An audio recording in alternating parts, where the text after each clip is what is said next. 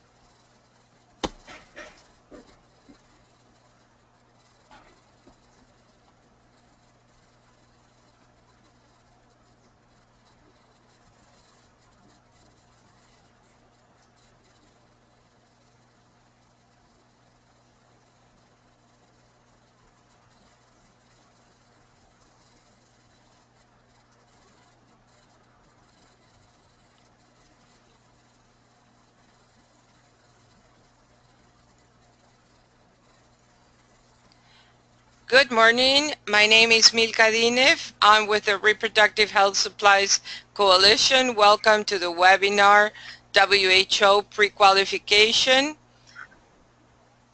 We still have a minute to go to officially open the webinar. Thank you all for registering and for joining so early this morning, this afternoon for some of you. We will start promptly at 10 a.m. New York time, 4 p.m. Geneva time.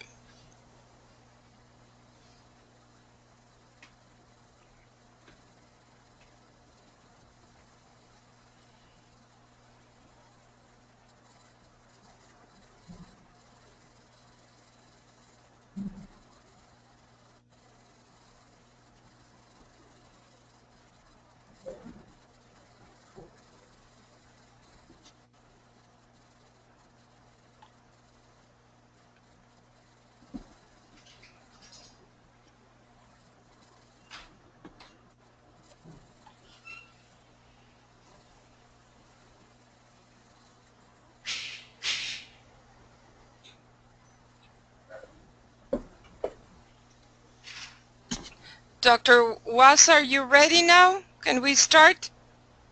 Yes, I'm ready. Okay. Okay, so let's start then. So, good morning and welcome to the WHO Prequalification of Medicines, the WHO Collaborative Procedure for Accelerated Registrations. My name is Milka Dinev. I'm with the Secretariat of the Reproductive Health Supplies Coalition based in Lima, Peru. And today we have the honor of having Dr. Luther Wassa in Geneva. This webinar has been organized under the auspices of the Maternal Health Supplies Caucus, and we're very grateful to the caucus for their initiative on quality. The WHO Prequalification of Medicines was established in the year 2001 to ensure quality and efficacy of medicines and health products procured by UN agencies. In 2012, WHO introduced a collaborative procedure so that national medicines regulatory authorities may enable faster registration of pre-qualified products. Quality is one of the Reproductive Health Supplies Coalition strategic pillars, and the Maternal Health Supplies Caucus has been contributing to this pillar since its inception in 2011. This webinar is the first of a series that the Maternal Health Supplies Caucus will be sponsoring this year. Next April, we will have a second webinar, which is being organized by the Concept Foundation, and they will be leading a webinar on unmet need for quality, quality of reproductive health products, and quality of the supply chain.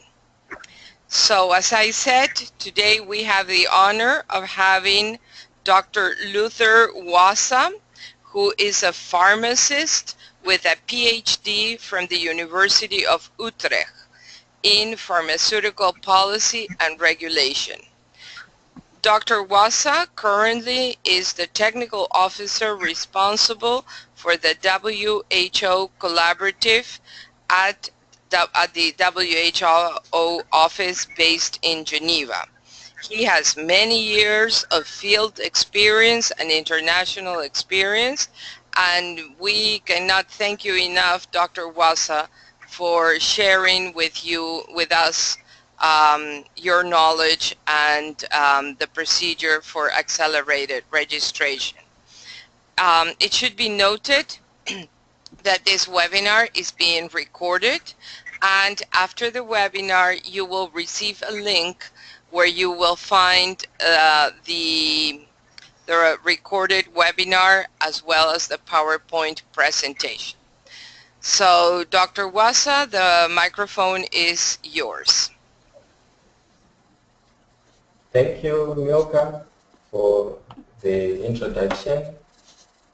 It is a pleasure to be part of this webinar series, and for me, on behalf of WHO, to share about the collaborative procedure for pre-qualified products.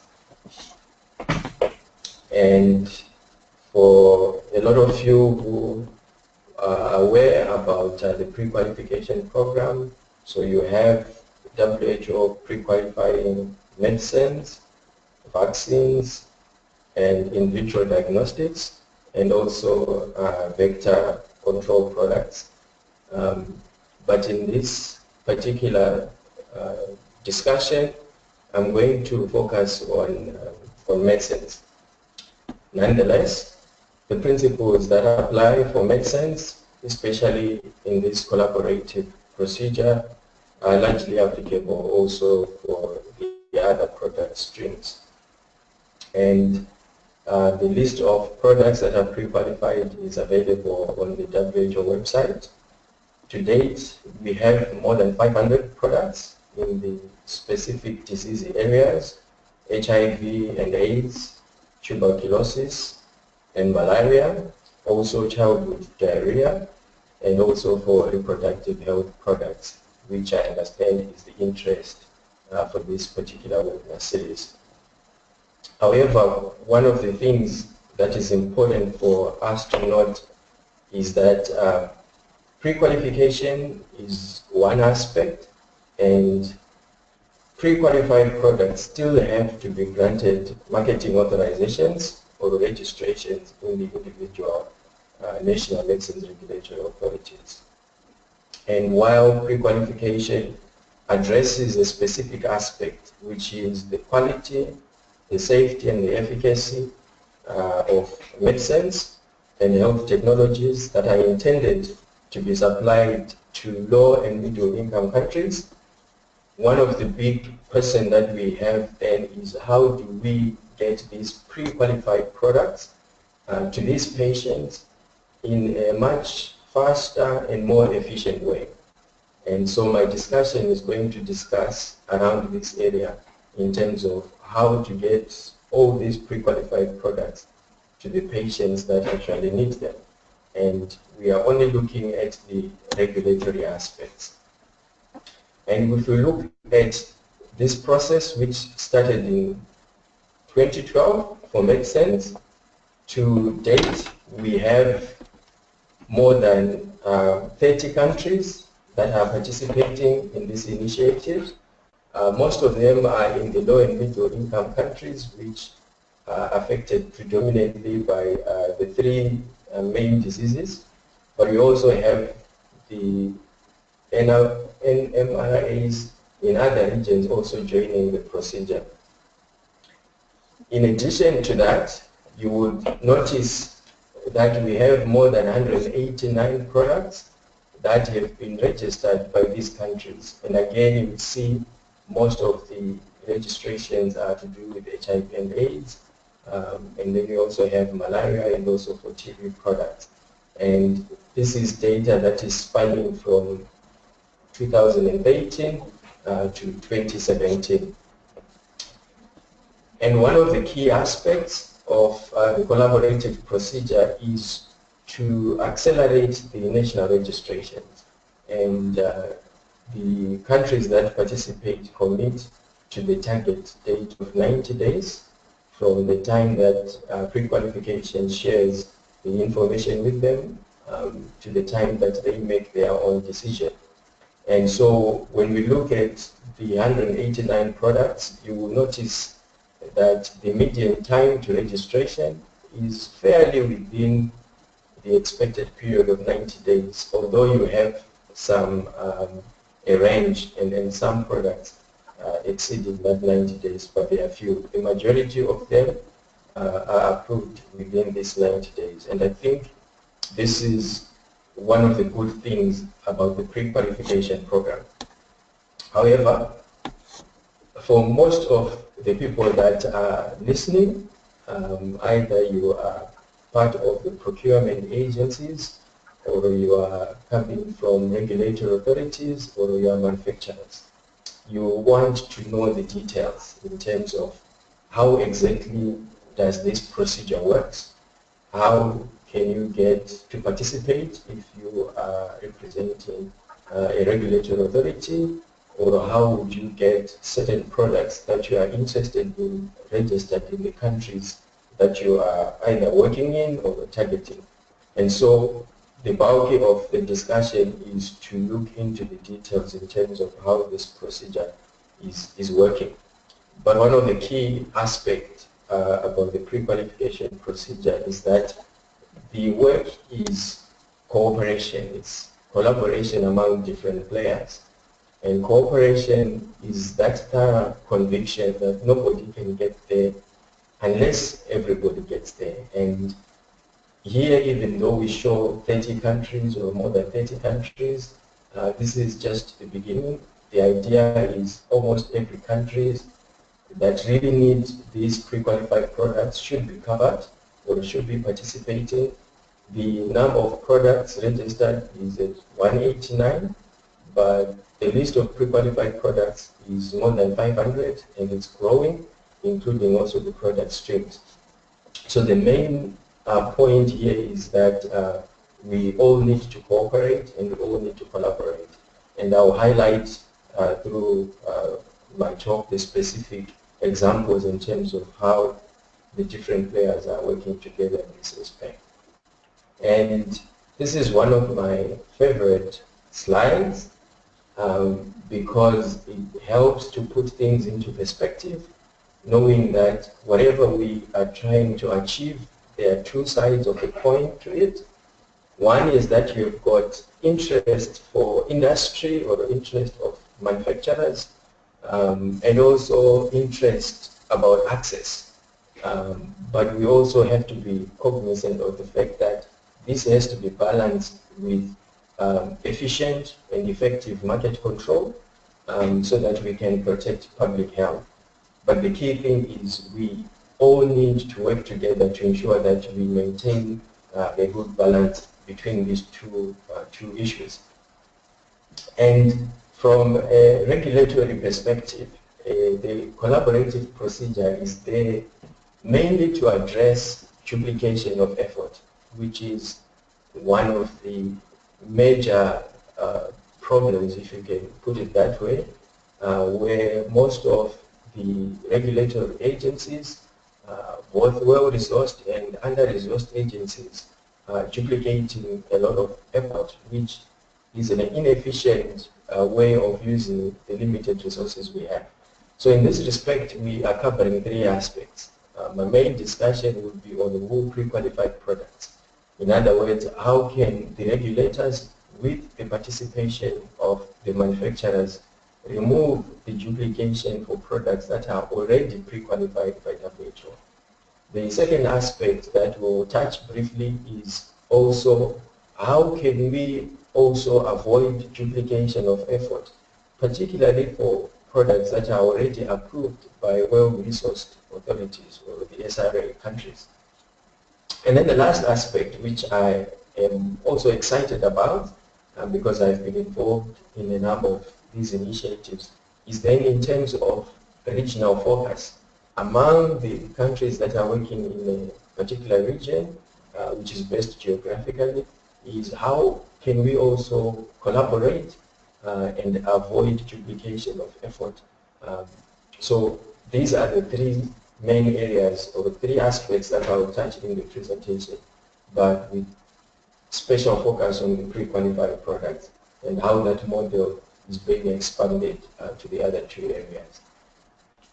And just for us to be on the same page, when you're talking about collaborative mechanisms, the idea is you are talking about individuals and organizations that are coming together to combine their resources, and these resources can be human, can be material, so that we can accomplish objectives that we may not be able to do alone, or that we may struggle to do on our own. And you will notice there are different terms that are used to describe this process. Some talk about partnerships, some talk about alliances, some will talk about networking, and some will talk about harmonization. But you will notice the key principles are exactly the same. And this is just to show you that you've got many of these mechanisms going on out there. It's the collaborative procedure by WHO is not the first. A lot has been happening in different areas. Some there is well-known experience in those aspects, and some are relatively new. So we are not talking about anything new. We're just talking about the same concept applied in a different way, if you may put it that way. And so if we just touch briefly on the pre-qualification, for a product to be on the pre-qualification list, there are actually different ways for a product to be included. And again, this is a model or an example of how WHO also leverage on the work that has already been done by others. So you would notice our focus will be on the first one, which is the pre-qualification of multi-source generic products, where WHO performs full review and inspection of these products. So for the collaborative procedure, it covers this first set of products. However, you will see that on the list of pre-qualified products, you have products which are innovators, pre-qualified based on marketing authorization issued by SRAs in the ICH region. You also have some generics which are included on the list based on approval by SRA countries. And then the last one is we have products included based on scientific opinions from SRA countries. So if you look at the list, the products are clearly identified in terms of the pathway that was used for those products to be included on the list. So this is important for you to know that not all products may qualify for the WHO pre-qualification collaborative procedure because it depends on the pathway.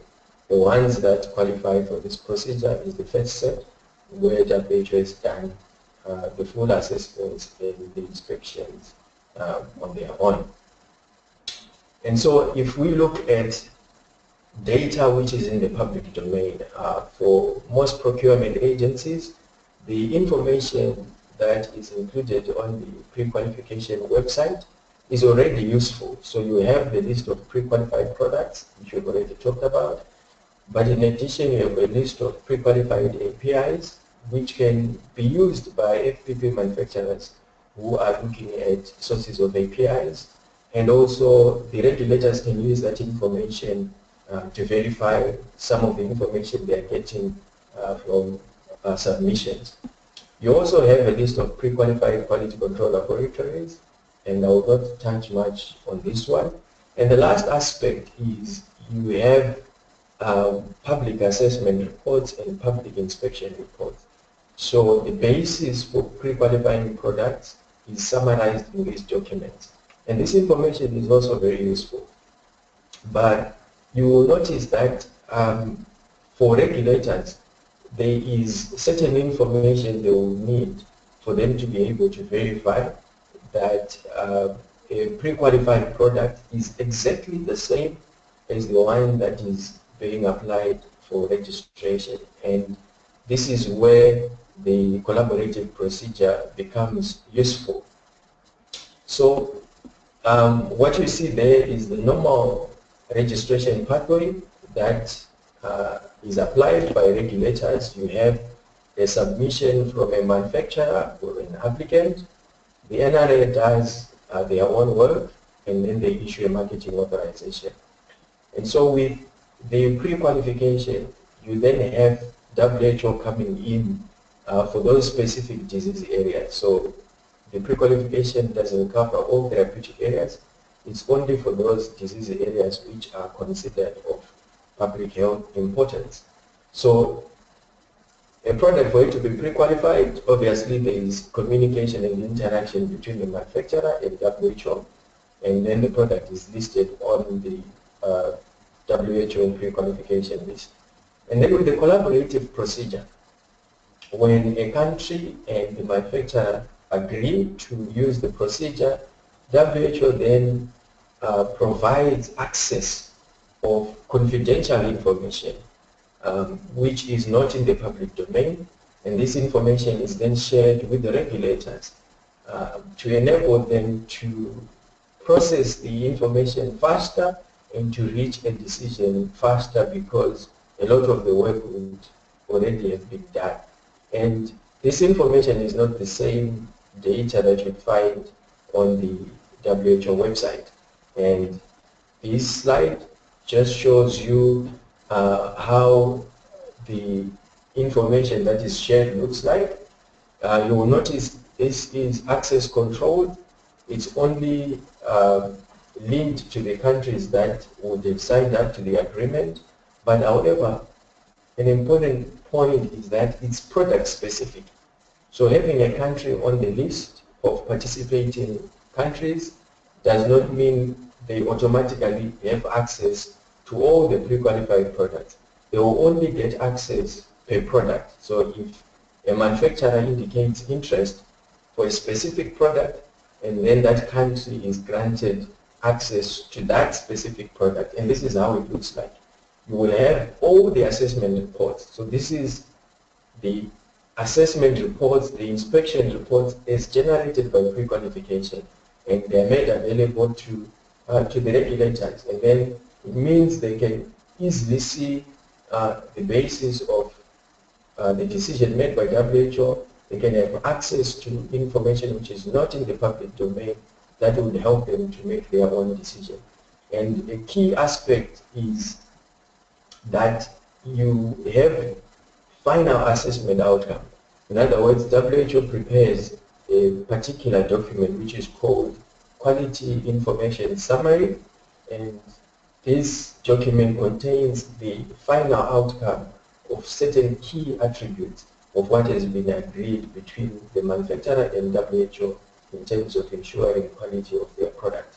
You also have access to GMP inspection reports and access to inspections of contract research organizations that are performing bioequivalent studies.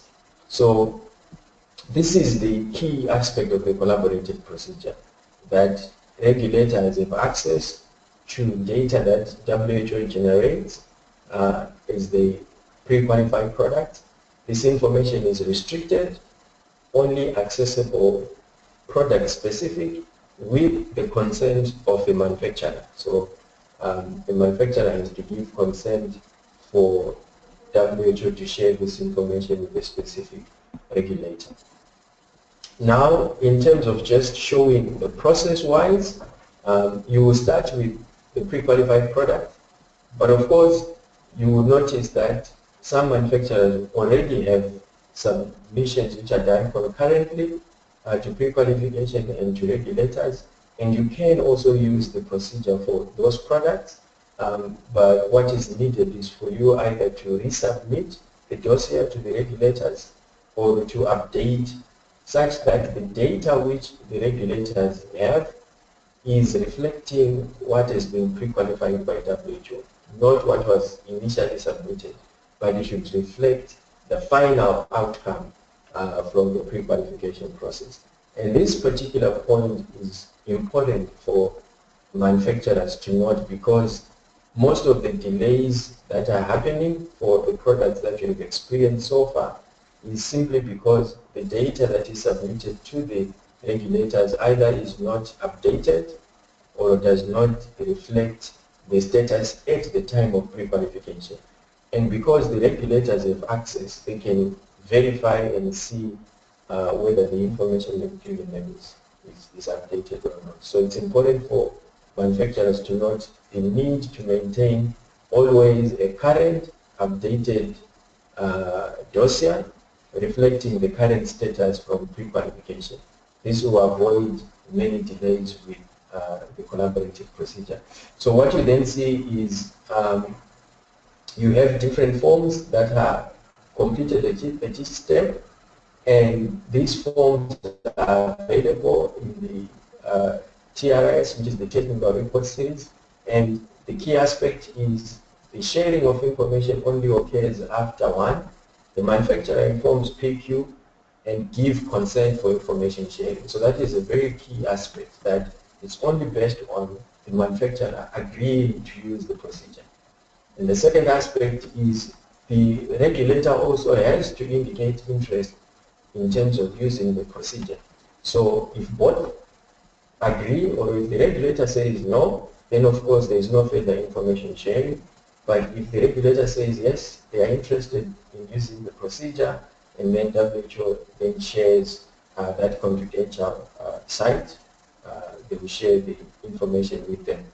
And the commitment is that the regulator would reach a decision. Again, they will make their own decision.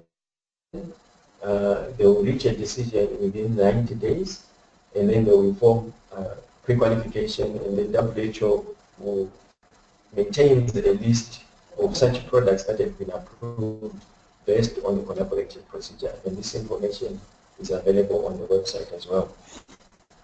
And then another key aspect is then what happens after you have obtained your marketing authorization from the regulator. Again, it's important to make sure that the status of the product in the country is maintained. In other words, you still have throughout the product life cycle that the product which is available still is based on the pre-qualification. So when there are variations, there's need then again to have the same communication between the manufacturer and the regulator.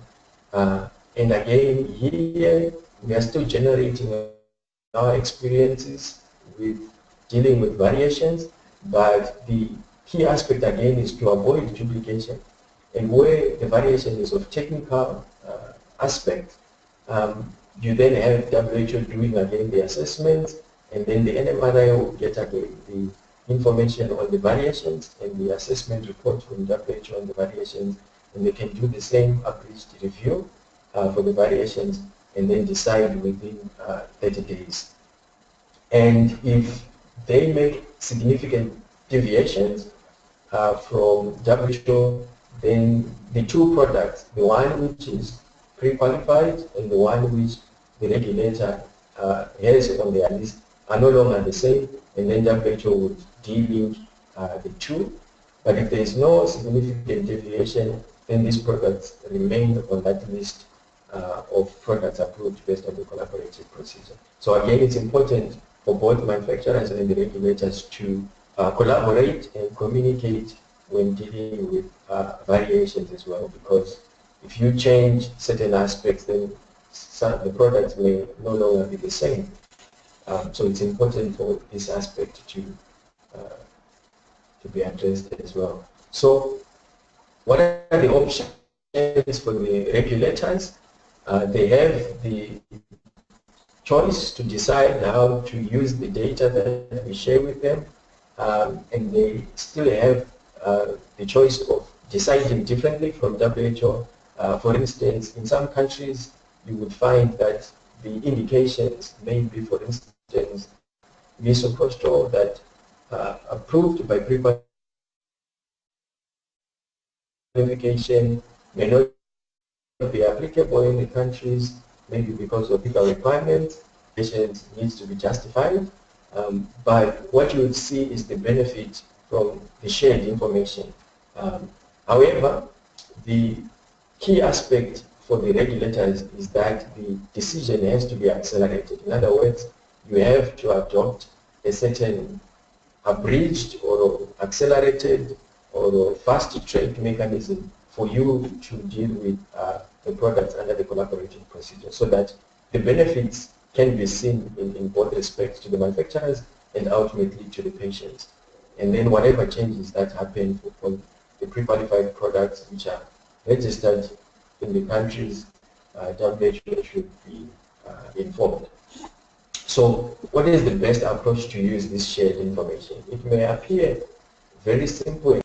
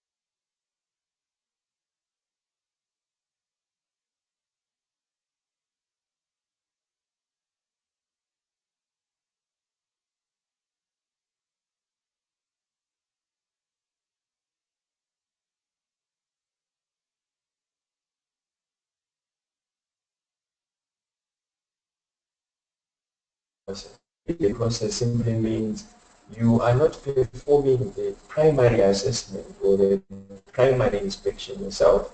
You are doing a secondary or a tertiary review of those reports that W shares with you. And then based on that, you then can make your decision. And so because generating the primary assessment report takes a lot of time, doing an actual inspection on your own takes a lot of time. Performing a secondary or a tertiary review, you have reduced the resources substantially. So this is where the idea of having faster access comes in the sense that your workload has been reduced significantly. And then of course there are other mechanisms, some of them are already happening, such as work sharing and joint assessment or joint inspections. And the key aspect, again, to ensure in terms of the collaborative procedure is that we are dealing with the same product. In other words, the product that is on the pre-qualified list should be exactly the same product that is submitted for registration, that is maintained after registration. And this information is both important for the manufacturers to take note and also for the regulators to take note. So the technical dossier should be exactly the same, at least the technical part, excluding the requirements that are country specific, and the manufacturing process, the control of the materials, the API and the FPP specifications, the bioequivalence information, and also the essential information on product information should be the same. And this is what should be maintained and what is the key aspect of the collaborative procedure, that we are dealing with the same product. And then if there are any deviations, these are also noted between WHO and the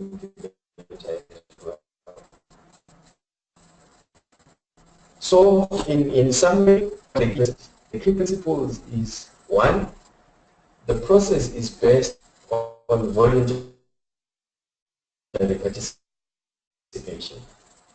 Participation regularly does it voluntarily.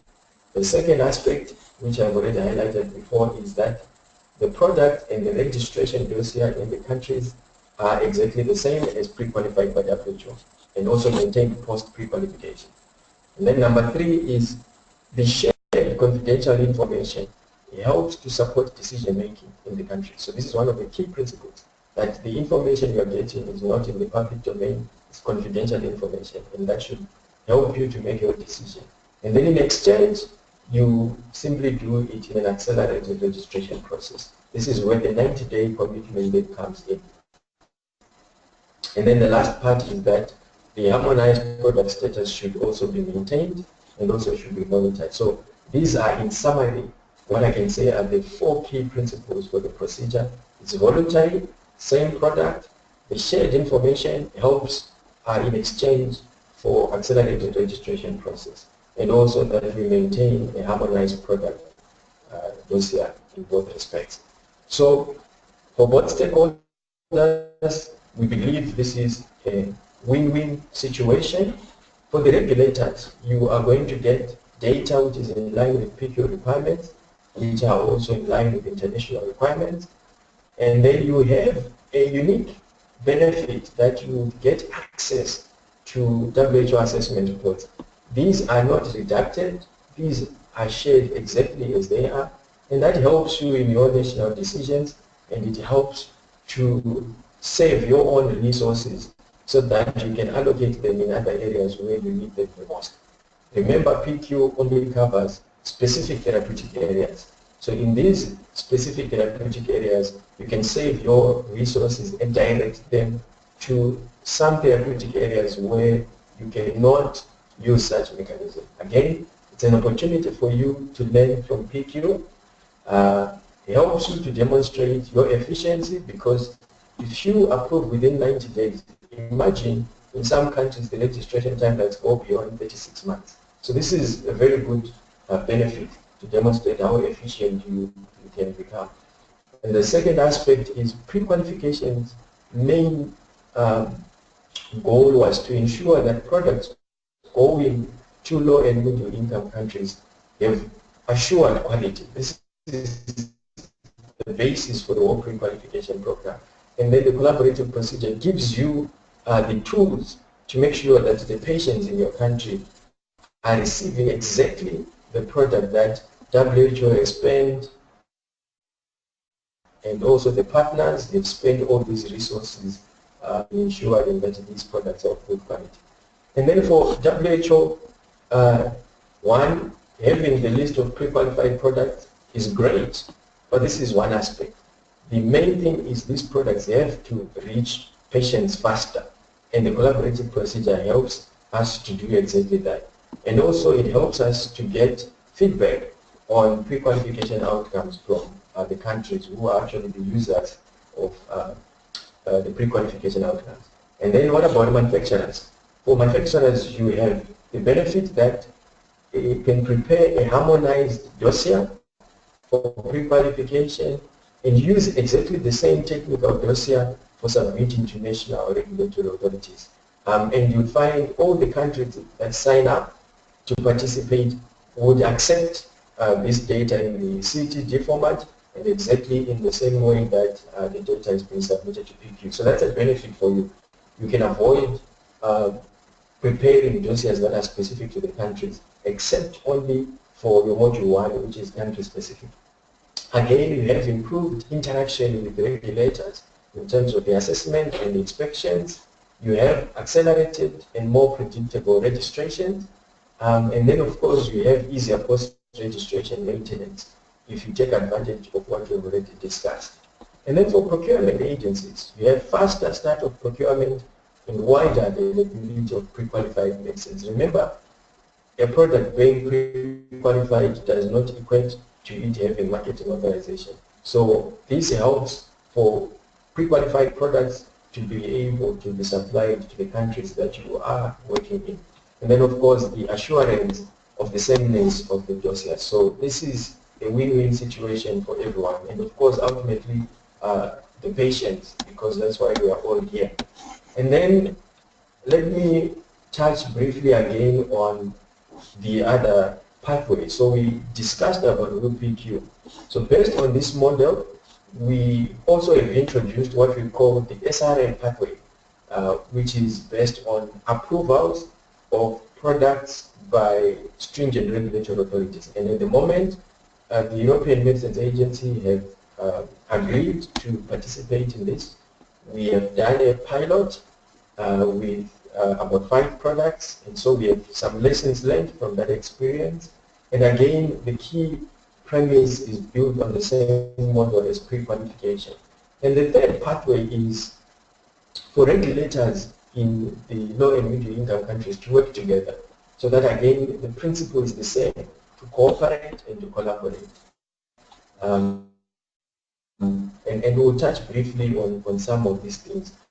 So if we look at the SRA collaborative procedure, the platform is serving all kinds of, so you do not have a restriction because remember PQ only deals with specific therapeutic disease areas, but with SRA procedure it's open to generics and innovators, different therapeutic categories, and also for both products which are approved based on special status, such as the EU Article 58.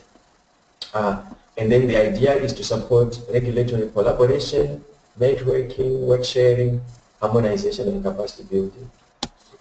Again, what are the key principles for the SRI collaborative procedure?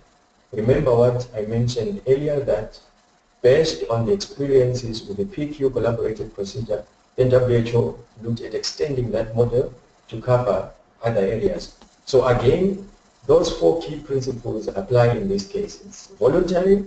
Again, the manufacturer has to give consent. It's voluntary, again, on the regulator's part.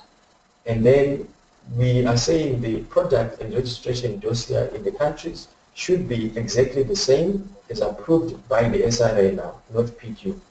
And the manufacturer in this case is the one responsible for sharing the confidential information. And then the SRA has a commitment to be available to confirm any of that information which is shared by the regulators and assist in any way possible. If you're actually looking at the EU Article 58, the collaboration is much more than just on the sidelines. And then the last part is exactly the same. Harmonized product status is monitored and is maintained.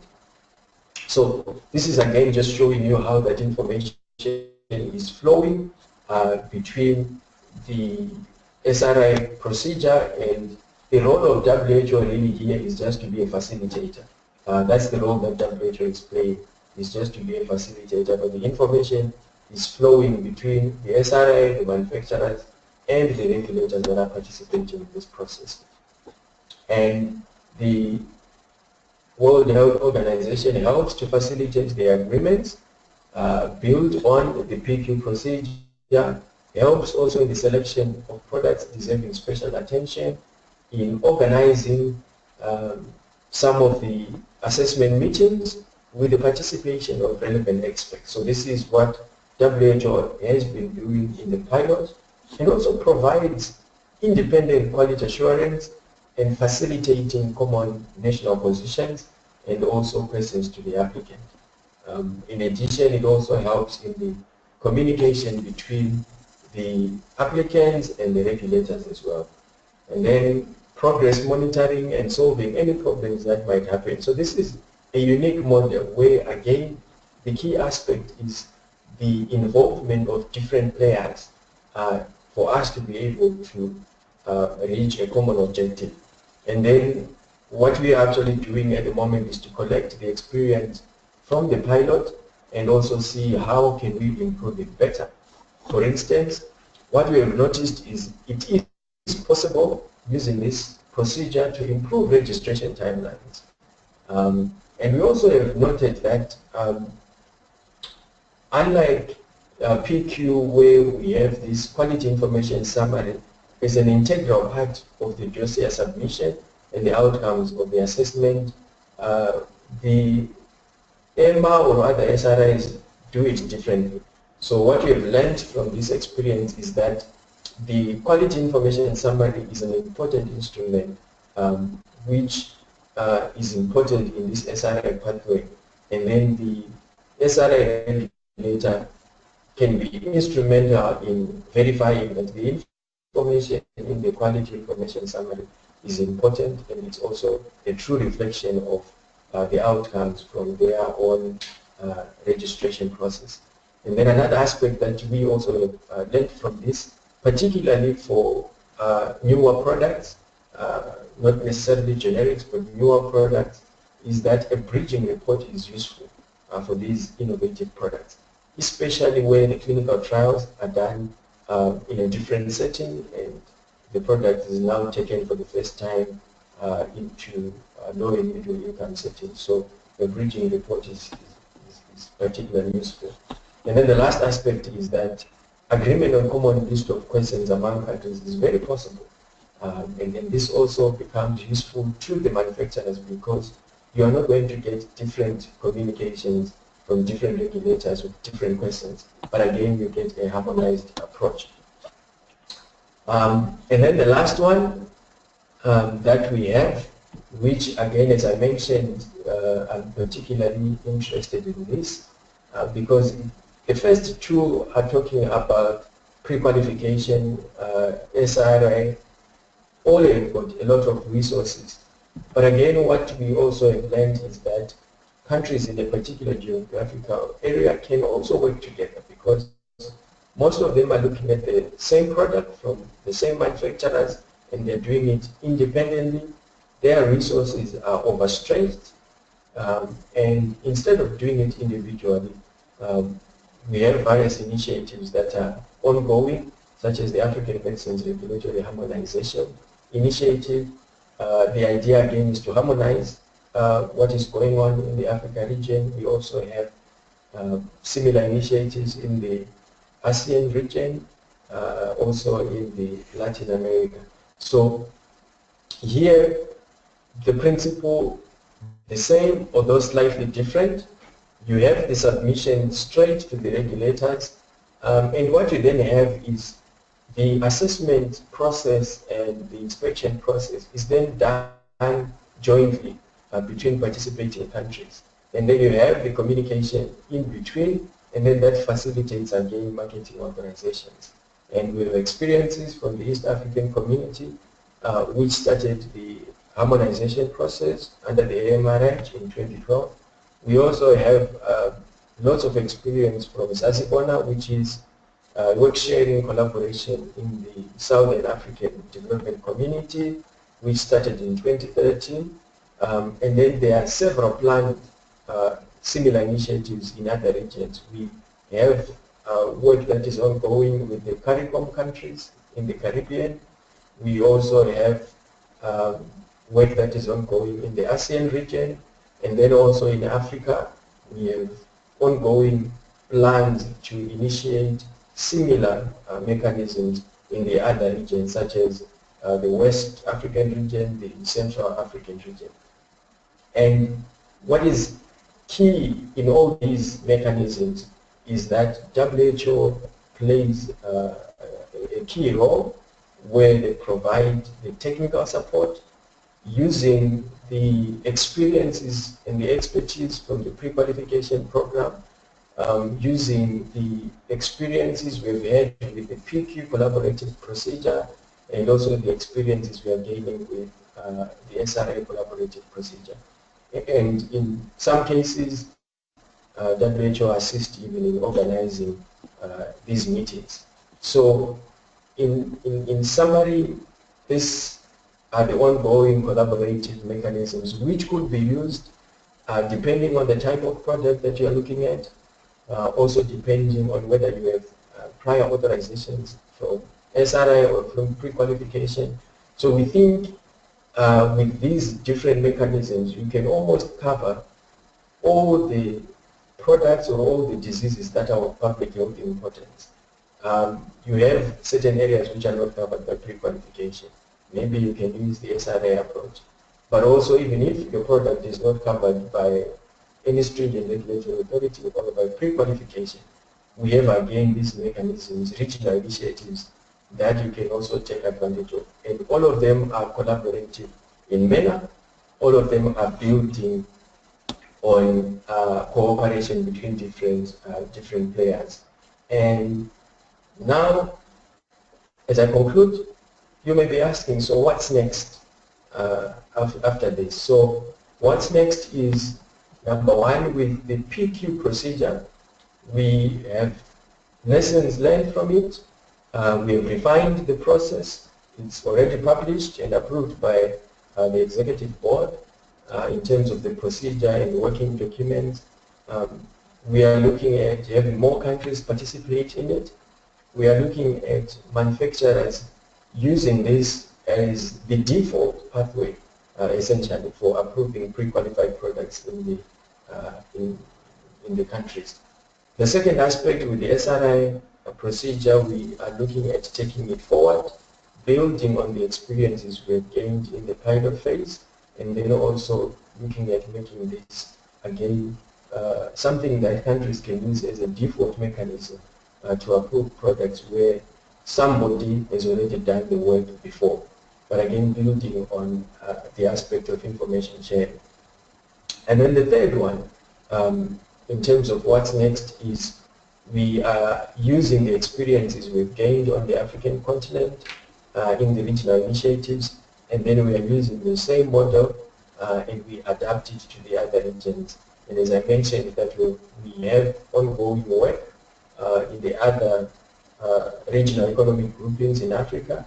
We also have planned work that is going on in the CARICOM countries in the Caribbean, and we have also ongoing work which is going on in the ASEAN region. So we believe that with these approaches, it will benefit not just the pre-qualification, but essentially almost all the spectrum of products covering most of the diseases that are of public health importance. At this stage, I stop, and maybe we can see if we have any questions that we can address in the next 10 minutes. Over to you, Milka, if there are any questions.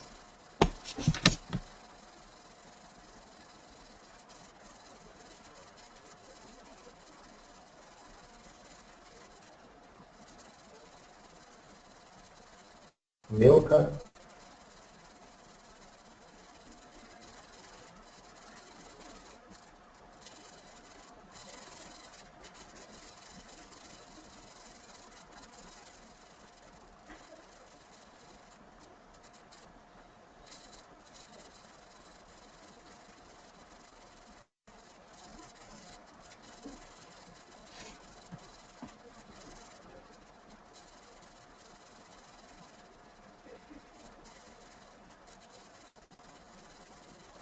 Can you hear me now?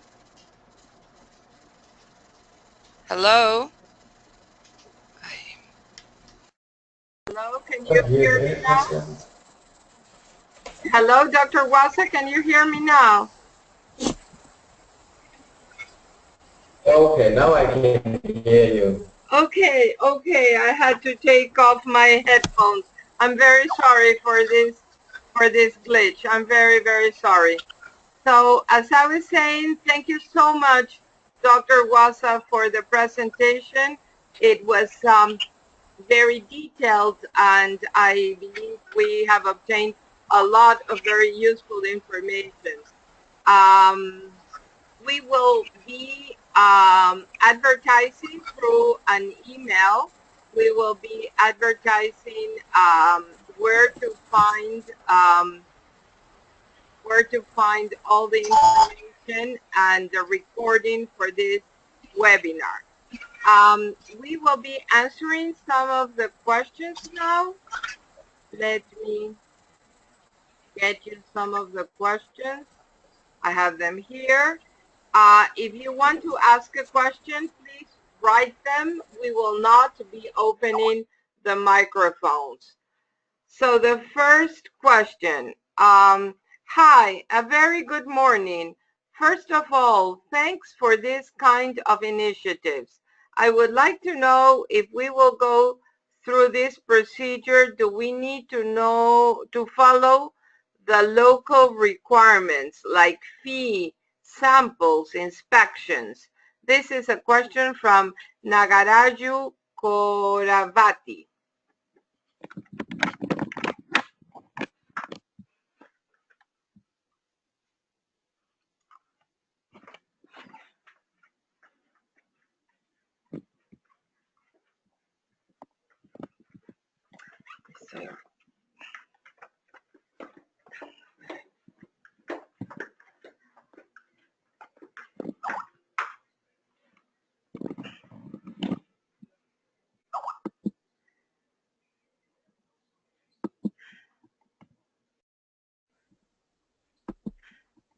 Okay, Dr. Wasa, I'm back with you. We have a question. We have a question. Hello? Yes, you can go ahead. I'm listening. Okay, we have a question here. I would like to know if we have to, if we go through this procedure, do we need to follow local requirements like fee, samples, and inspections? This is a question from Nagaraju Koravati. Okay. So with respect to inspections, we share the inspection reports with the regulators as well. And our understanding is that the regulators will then do a desk review of the inspection reports from WHO, and then they can decide whether they would want to do their own inspection or not. But so far, in most of the products we've looked at, the regulators were satisfied with the inspection report from WHO. So I think that's one of the benefits that you may also reduce in terms of having inspections from different countries. However, there may be one or two cases where some of the countries may insist on an initial inspection, but this is very rare from our experience. The other national requirements that you may still need to comply with include things like fees. You still have to pay the fees as required by the regulators. WHO does not interfere in that respect. You still need to complete any application forms if they are required in the countries. And then some would require information, let's say in terms of labeling and the package insert or the patient information leaflet. You may still have to comply with the requirements in each country. But overall, from the technical aspect, you find most of the countries that are participating would accept what WHO has already done, including inspection. Thank you. Thank you, Luther. There are several questions coming now. Megan Majorowski says, are there any other SRAs besides the EUMA in progress? So we are discussing with several SRAs for them to also participate. At the moment, we have an agreement with the European Medicines Agency. We also have the MHRA from the UK is one of those participating SRAs, and we are discussing with other SRAs for them to come on board. But at the moment, the ones that we have confirmed are only those two. Okay. Suzanne Vandenberg says, Dear Luther, for manufacturers with WHO PQ products, who within WHO is the point of contact to agree to participate in the collaborative procedure for accelerated registration? That one is an easy question. So this month, in February, I am the contact person for the collaborative procedure. If you go on the website, there's still a contact email. So if you are interested, you can send your request through that email. But you can also send it directly to me, and then we will help you through the process. All right. Another question from N.S. Venkateswaran. 90 days accelerated approvals are provided for all 3 types of submissions? Good question. So the 90 days applies for the PQ procedure and also for the SRI procedure. However, for the third one, which is for the regional initiatives, there are different timelines because the other 2 are like secondary reviews. You are basing it on work already done. And then the regional initiatives are, you are starting from scratch in most cases. They generate the primary reports themselves. So the timelines are slightly different for the regional one. But they have, for the SADC one, there's a commitment to have reduced timelines, which includes 90 days following a regional recommendations for the countries to make a decision. Thank you, Luther. Jane Briggs is asking the following question. Do you provide guidance to countries on how to review the documents? How is the NMRA capacity built? Yeah, excellent. Yes, so WHO provides that support. So we do have facilitated in which we can help countries to go through the information, whether it's for PQ or the SRI, and then we help them in terms of how to do that.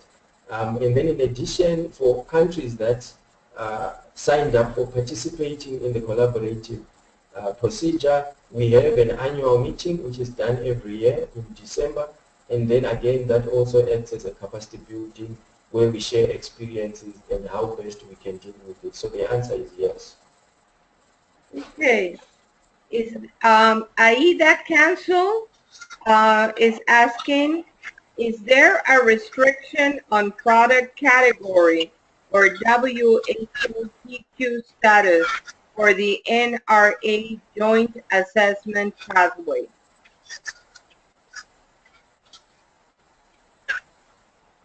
So for the PQ, there is expressions of interest, so there is restriction in terms of which products. But for the SRI procedure, there is really no restriction, but we look at products that are of public health importance, but there is really no restriction in terms of the therapeutic area. Okay. Saulia Rama Rao from Pop Council. What is the average time it takes an innovator product submitted by a Southern manufacturer to be pre-qualified?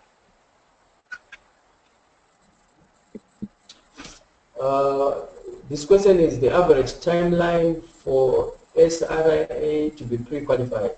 Is that correct? What's the average time it takes an innovator product submitted by a Southern manufacturer to be pre-qualified? For that one, if you use the SRI procedure, if you use the other pathway, I don't have the specific timeline, but it's far much less than it would take if WHO does the full review on its own. But I don't have the specific average timelines for now. But all I can tell you at the moment is it's significantly much shorter because WHO only does an abridged review as well for that. Okay, thank you, Luther. The next one, Simone Martins. I would like to know how WHO is planning to work with Spanish-speaking and Portuguese-speaking countries where documents must be in Spanish and Portuguese. And a follow-on question by Simone. Is WHO planning to translate the documents into Spanish and Portuguese? Okay, so the plans to work with the other regions which are non-English speaking, yes, WHO works with all the regions regardless of the language. In the moment we are already doing some work that we are starting with the French-speaking countries in Africa. So, but what usually drives is also the interest from the countries themselves, and then we can work with them. So we work with all countries, including the Spanish-speaking countries. Concerning the translation of the documents, at the moment I cannot commit to that because the information you're looking at is substantially a lot. So if you look at all the data on the pre-qualification website, unfortunately, it's all in English.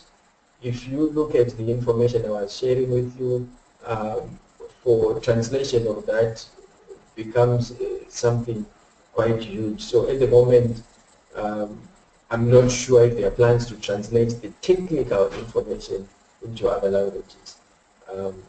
But this is something that maybe we can follow up within that ratio, but I cannot commit on this one. But in terms of having meetings with non-English speaking countries, this we do, and we only bring people who can then speak that particular language. But translation of the technical documents might be a challenge. Luther, another question from Britain B. Are there drawbacks for countries to sign on to this? What are the reasons that countries give you for not signing on? Drawbacks for signing, that's interesting. One, I think from our experiences with some countries, the lack of signing is because they were not sure of exactly what it entails. They were not sure in terms of how would that fit into their national processes, and also not very sure in terms of what are the benefits vis-a-vis what they are doing on their own. And so what we try to do is to do a lot of advocacy, where if we see opportunities, we try to share with the countries in terms of what are the benefits that they can get from participating in the collaborative procedure. Um, so most of the issues are largely due to the lack of information aspect, which we are trying to address through advocacy. The other aspect that some countries might be worried about is they don't want to lose the revenue aspect. Again, this is also based on lack of information because WHO does not interfere with the fees. The countries maintain the decision-making power in terms of how much fees and how they charge the fees and what to do with it. And then the last one is obviously with respect to decision making. Again, some countries assume that they are required to then approve the product. But again, the decision making lies with the countries and they are free to decide whichever way they want, whether to use the procedure, whether even to approve the product, regardless of whether it's pre-qualified or not. And there are some instances where some products, the countries decide not to use it. So from my experience, most of the reasons for lack of participation is due to lack of information really, which we are also still trying to address. Okay, a question from FHI 360. On the post-approval changes slide, you mentioned that if there's a significant deviation, they will be delisted from PQ. Can you give some examples of significant deviation? Okay. So a significant deviation will include things like if you change the manufacturing site um, from the one that is pre-qualified to the one that is making the product going to the country, if you change your source of your API from the one that WHO has pre-qualified to the one that is going to the countries, including even things like the specifications that you are using to control your product. So if you change any of those things, then the definition of the same pharmaceutical product does not hold, and then it means those two products are different.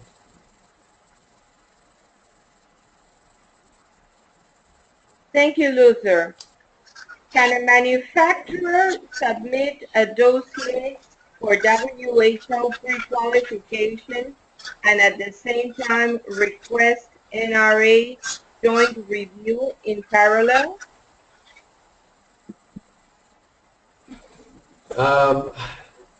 Well, yes, they can do that, but is it an efficient way of us using the resources? Maybe not. But can they do it? Absolutely, they can do that.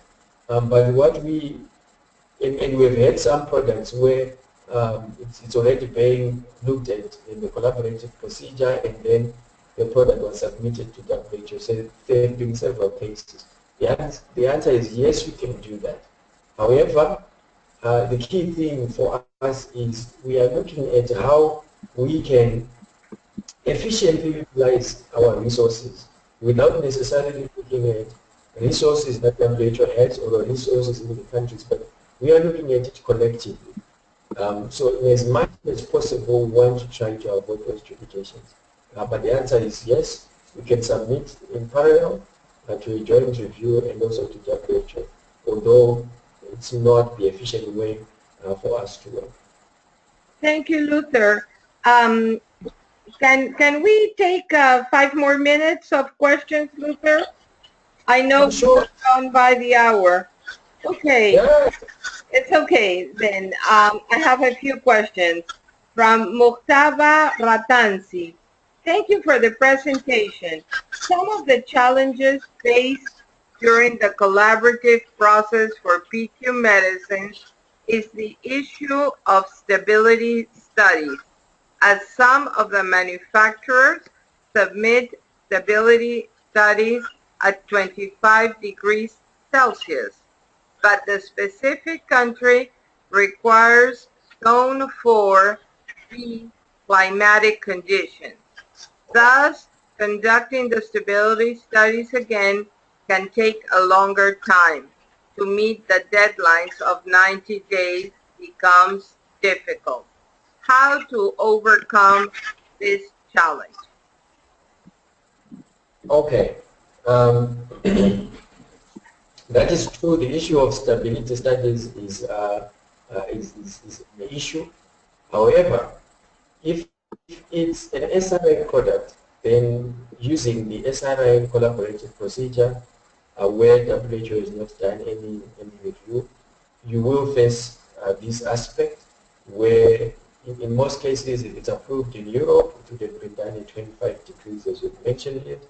But then if you are going to target most of the tropical regions, they require zone 4 conditions. So, and in most cases, there's nothing to do about it except to generate that information, because you want that product to be stable in the conditions where the product is going to be used. So it's important from a quality perspective and from a safety perspective for the information on stability to be exactly for the conditions where you are targeting.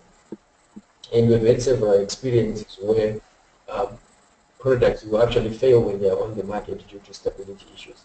So having said that, for pre-qualified products, we don't have that issue because the requirement for having a product pre-qualified requires you to perform the stability studies at zone 4 conditions.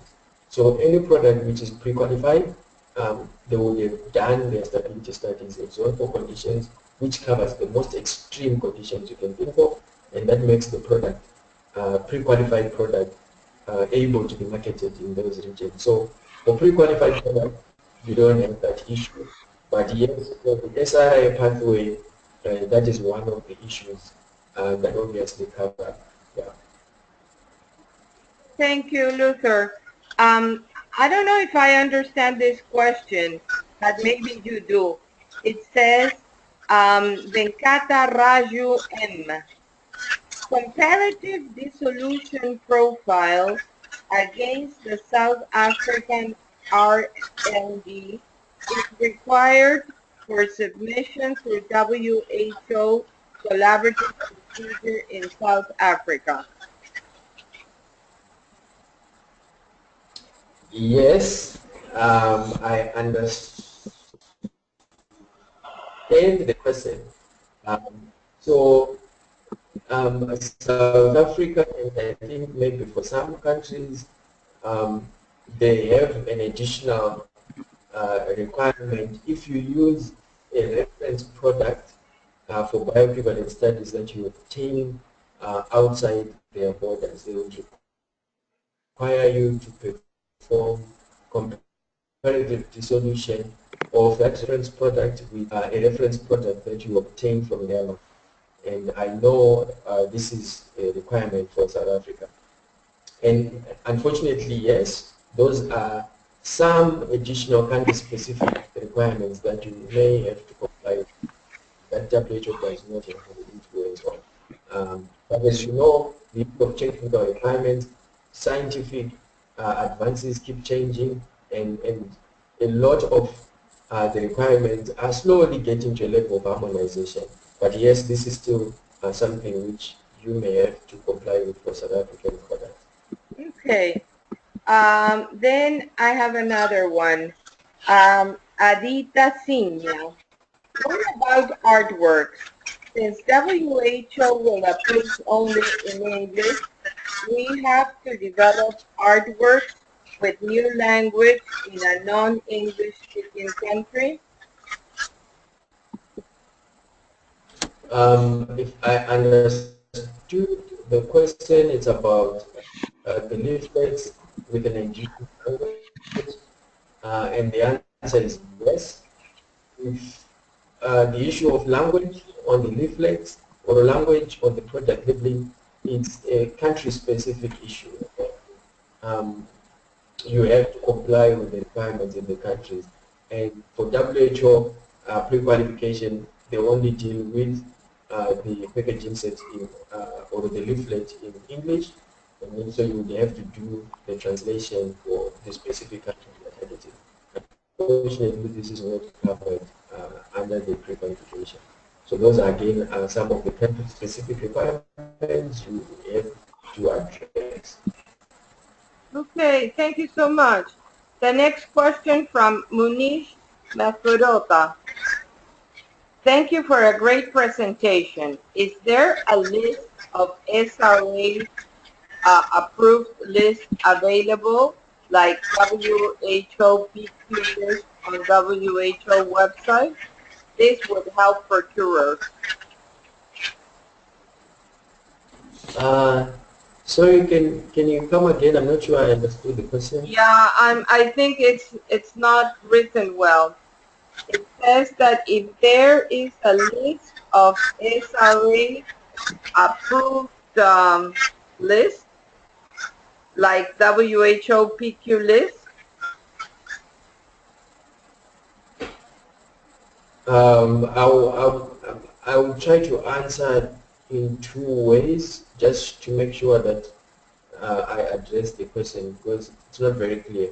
So if the question is asking whether on the list of pre-qualified products, it indicates whether the product is based on SRI approval, the answer is yes. Yeah. But if the question is asking whether we have a list of SRA countries, there is a definition which I think is under revision, which defines SRA countries as those that participate in the International Conference on Harmonization of Registration Requirements for Human Medicines, ICH. And because ICH has been expanded, I think the definition primarily refers to the founding countries as well as to the observer countries. So there is a definition which can be found on the PQ website, which defines which ones are considered as SRA countries by WHO. But if you are asking for a list of products approved by SRA, that one you would have to look at the websites for each of those countries. And this will be the last question. We have many more questions, Luther, but we'll make this one the last one. This one is from Dennis Chali. How are vector control commodities like insecticide-treated nets fit in this WHO PQ process? Yeah, the last one becomes a little bit the difficult one, but yes, all the product streams that are pre-qualified by WHO, which include the vector control products, fit in the collaborative procedure. So for things like the vector control, at the moment we don't have the experience in using the procedure, but we anticipate that the principles are exactly the same, and it may not apply to all the countries because maybe not all the countries are regulating the vector control products. So I think this is probably on a case-by-case basis where the countries already regulate this kind of products, and then you can use the pre-qualification in a similar way to the way you use it for medicines or for vaccines. Well, thank you so much, Dr. Luther Gawasa, for this excellent webinar.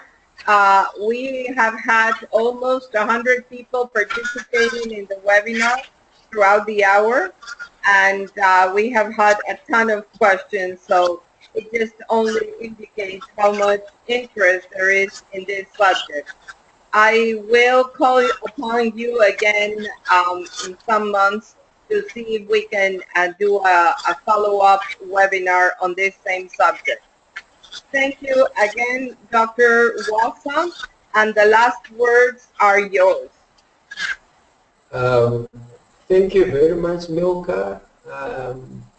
On behalf of WHO, we are delighted to work with you on this webinar and any other initiatives that you may have.